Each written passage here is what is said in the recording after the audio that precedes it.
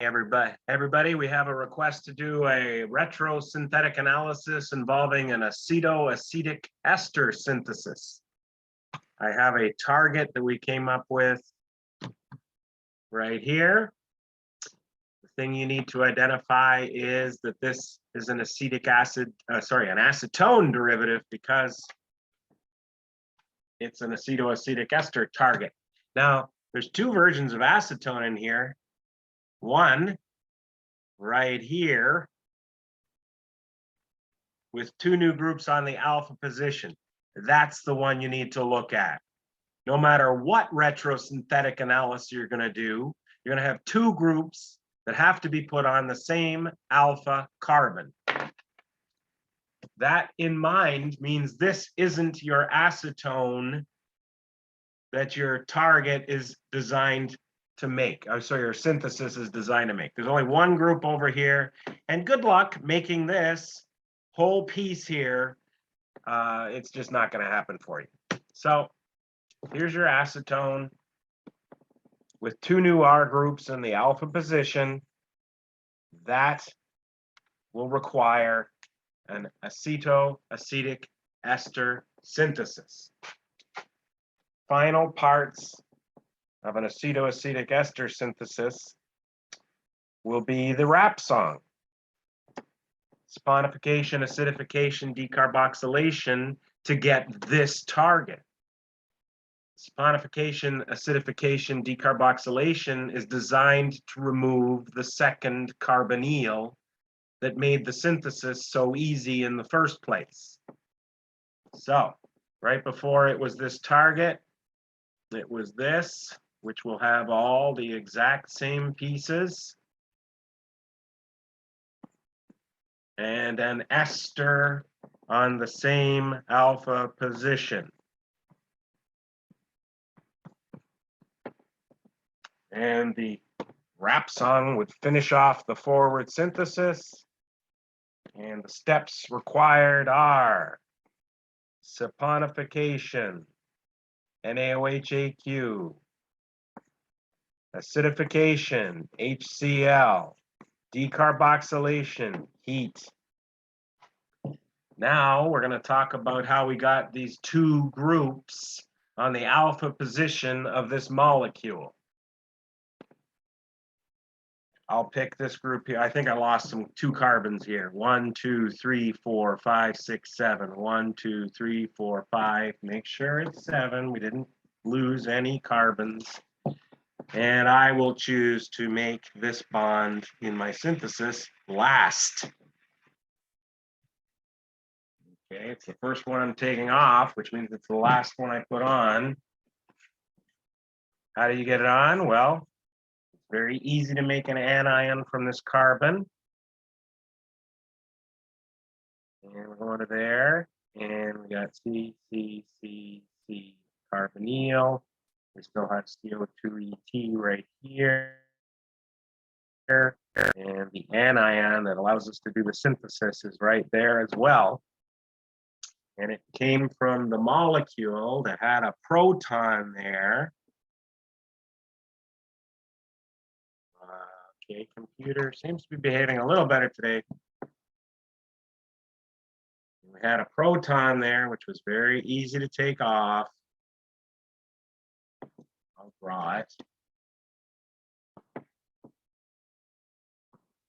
And that was a retro step.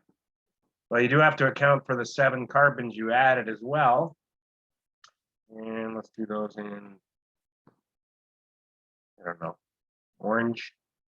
It was a 7 carbon with a leaving group, 7 carbon unit. Backside attack, leaving group leaves. You just mix those together and you get the molecule above, all in one step. So where did this 7 carbon species come from? It came from an alcohol. HO, CH2 7 times,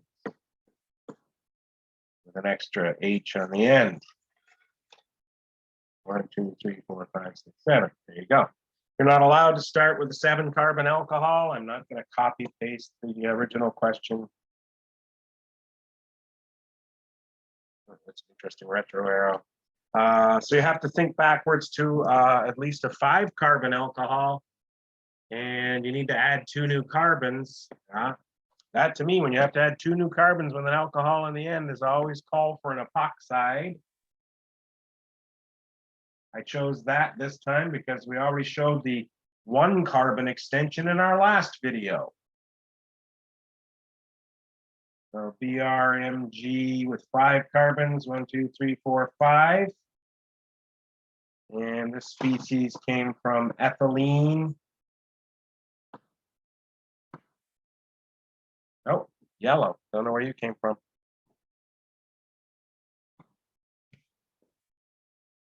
CH2, CH2.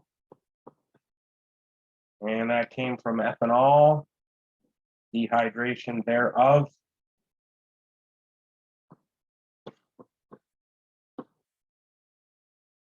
And we have that. And where did our Grignard come from? It came from a 5-carbon bromide, in this case. 5-carbon bromide. And that came from a 5-carbon alcohol, which I will circle. Whoa, that again. Okay. I'm going to try to pause the video. I had a crash on Starboard again. And my computer's just blinking at me. I don't know what to say. Back to here, post attendee, Zoom. Did the video crash too? Still see somebody here. I can still see it. I can still see the screen. Maybe my screen just turned itself off. Oh. Ah. Hold on a second. Do you actually see the stuff on the screen? My screen was black. Yeah. It could have been just an electrical issue. I'll be checking my plugs after this video. All right. So, a lot of talk and frustration. Let's get back to what I was saying. Copy, paste. And that came from a 5-carbon alcohol. We're allowed to circle those. And it happened again. So my screen likes turning off when I hit a certain part of it. I think that was the cause of the other video's error too. Yeah. It'd be funny if you were here. Let me check the back here. See if I got a loose power cable.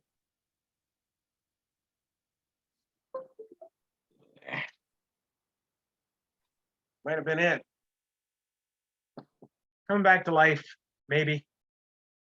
There we are. Okay. Please don't turn off again.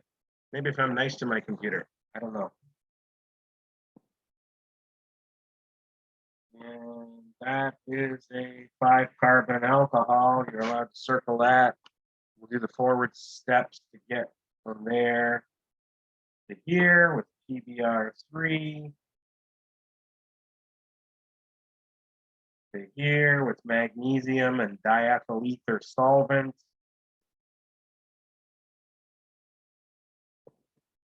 You can go X2O. How do we make ethylene into the oxide? MMPP is a good per carboxylic acid to do that.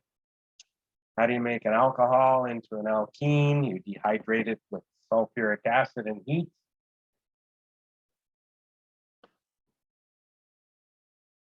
And this is one where you're going to have to mix these two together in step 1. Can't just do that. You lose a quarter point. You got to mix them first. Add HCl second. You can't have HCl with a Grignard. It will destroy it. So make sure the Grignard's reacted first. And converting an alcohol to an alkyl bromide. PBr3. All right. So now we're retroing further. This is just acid base with a KOH is a good base. Any base that's fairly strong works here. Here's your new target. It's still part of a acetoacetic ester synthesis to make this bond. You're saying, well, okay. Maybe I just need a halogen here, right? Well, the reason I'm doing this video is I just don't like talking about the same thing over and over. If you see a molecule where a nucleophile on one side, if this was an anion here, would be a nucleophile, and it's a nucleophile that's an acetoacetic ester anion, which is a candidate for adding 1,4, and you realize that this, if there was a double bond here, is exactly what would happen, then you realize you can save a lot of time, and I'm not even going to address other options, and there are many always for retro. I'm only going to address the one where we do it nice and quick. From this anion and this alpha beta unsaturated ketone, you will add 1,4 and give this. You can just have them together and add ethanol. And if you're curious why ethanol is necessary, it's because the intermediate's an enolate with a double bond here and an O- there. And ethanol is a strong enough acid to protonate the alpha position. That'll put an H here. Okay, so you got an acetoacetic anion here. Comes from an acetoacetic ester. So in terms of your synthesis, this is where it began, because there's your acetoacetic ester. You'll have to make it. In this species, when I see an alpha beta unsaturated carbonyl, I think about doing a good old aldol condensation.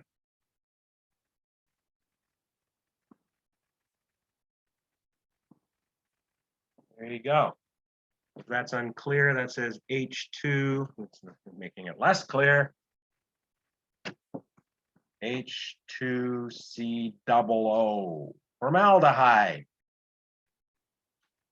That's what we call a directed aldol condensation.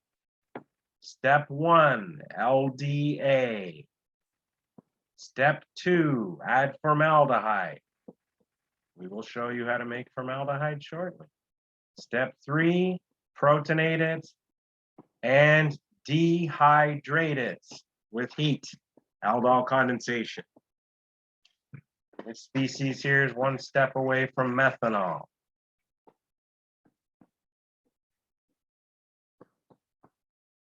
Methanol is an allowed starting material in the synthesis. PCC will make formaldehyde from that. This is one step away from a 3-carbon alcohol called isopropanol or 2-propanol or whatever you, well, not whatever, those two names are good. And how do you do that? Well, you can use PCC again. How do you make an acetoacetic ester? Acetoacetic ester is made exactly from a simple Claisen. And you're going to say, wait, half the carbons are missing. Well, in a simple Claisen, 2 of those molecules react to make this. What's the simple Claisen protocol? Make sure your base matches your leaving group. KOET. Add HCl at the end to put the alpha proton back on, because one of the steps, yeah, HCl looks terrible. One of the steps makes an anion here that needs to be protonated. Where does this come from? Fischer Esterification.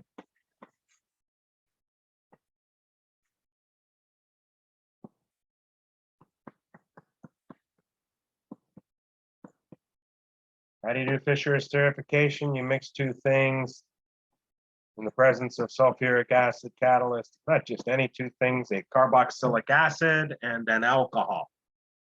And typically need heat, but I don't grade you if you forget the heat. And please don't be confused by this. This same carboxylic acid also comes from that same alcohol, CrO3H2SO4AQ. There you have a complete acetoacetic ester target molecule. And I think it's a little too big to try to even get on the same screen. Shrink it as much as we can. Went down a little too far. But we'll have the document for us. Did I skip any steps? Retro step, forward step. Retro and forward. Retro to here, down to these two, down to here, and I think we accounted for all the carbons. Acetone had to be made. All right, we have questions about this specific one? Professor, we do have to add a base. I think when we have to remove the H. Oh yeah, off the, yeah. Thank you. I see it. I'm glad we didn't move on. Same way to take the H off that we took the same H off here. KOH. Good eye. And yeah. And then that's going to mix with this in the presence of ethanol to make that. I think we got everything we need now. There we go. All right. So I'll come back when we'll come up with a new question. See ya in less than a minute.